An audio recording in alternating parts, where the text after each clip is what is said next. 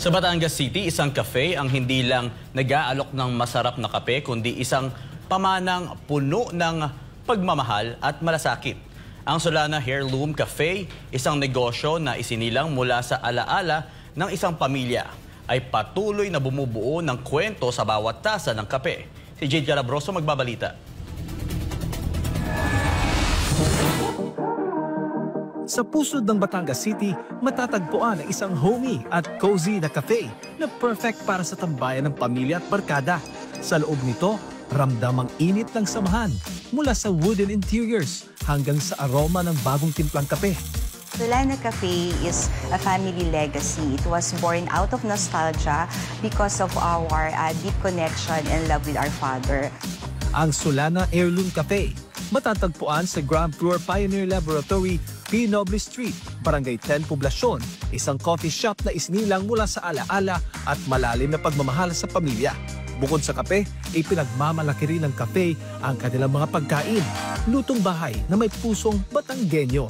Dito matitikpan din ang malasang empanada, malinamnam na puto at iba pang pagkain tunay na pang-comfort food. We prepared the food for customer with the love para maramdaman sa pagkain pa lang na mahal namin yung customer na. Mula sa pangalan hanggang sa mismong logo ng cafe, lahat ay may malalim na kahulugan. Galing sa kanilang alaala ng paglaki sa amoy ng bagong timplang kape tuwing umaga. At 3 a.m., nagigising kami because of the aroma of the coffee, because my grandparents are farmers. Malaki ang naging papel ng kanilang pamilya sa paghubog ng kanilang kultura sa kape. Isang simpleng takure ang sumisimbolo sa kanilang buhay noon, kung saan ang kape ay hindi lang inumin, kundi bahagi ng pang-araw-araw na sakripisyo ng kanilang pamilya. There's the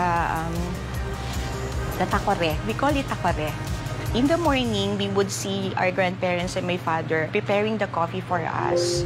And this one, my lolo, kabarangay captain for so many years. Dahil mahirap lang kami, walang pampakain. During those times, ang pwede mo lang ibigay is coffee.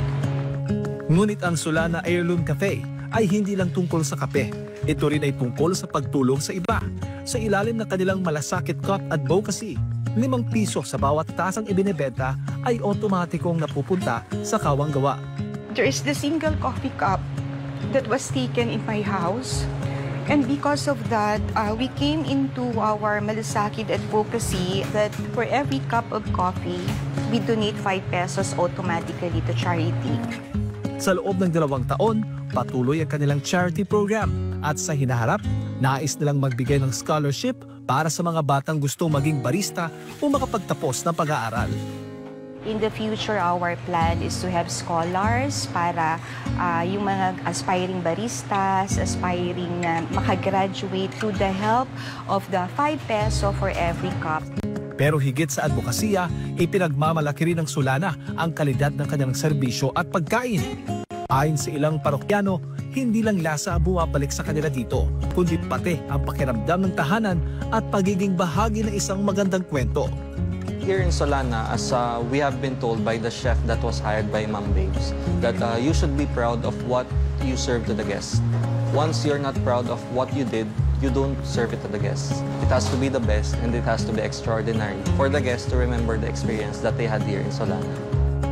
Maging ang mga suki ng cafe, ramdam ang kalidad at malasakit sa bawat tasa. It's not about the price, it's about they would help. Because the price we pay, we're donating 5 peso charity. So I believe that you're paying to help, not only to taste the coffee. Para sa may-ari ng cafe, ang magic of simplicity ay hindi lang nasa lasa ng kanilang produkto, kundi sa malasakit sa bawat tasang inihahain. Magic of simplicity is because of the honest flavors that we are offering.